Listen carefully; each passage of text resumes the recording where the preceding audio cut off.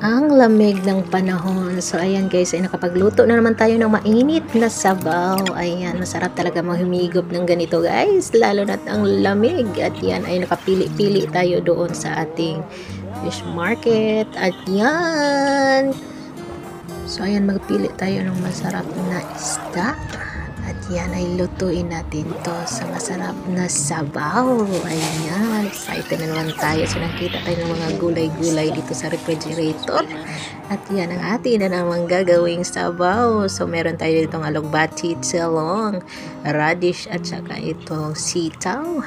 Agoy, ito na naman guys, makapatirada na naman tayo yung dapitan. No? Ayan, shout out na tayo sa atong kapamilyahan.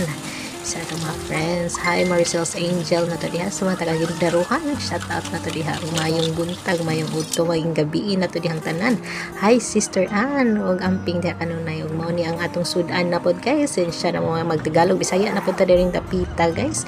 So ayan, inluto na natin to sa ating masarap ang sabaw guys. Agoy, magpapawaw na naman tayo nito kay sobrang lamig talaga nito ngayon.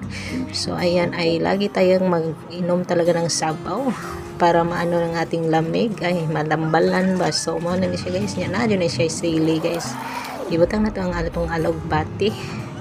Gahuman kaon yung tagulay guys para healthy atong kalawasan. So ayan guys ay luto na guys. Nya ready na nga atong mga bahaw diha ay pagkalami nya plus matching pa yung ginamos or uyap ay perfect na kayo, di ba? So ayan mga unta og ato nang isukat guys. Agoy pagkalami ayan kaslami sa sabaw guys nya mga una po ta guys. Tara mga unta kaninyong tanan lami Tara, maniud to may mahaw ta og manihapon ta. Pagkalami na lang gyud ani sa mabugnaw na panahon, mga unta mga kolanter. Tara, isukad na inyong mga bahaw og init nga kanon ya plus matching buwad, mga unta.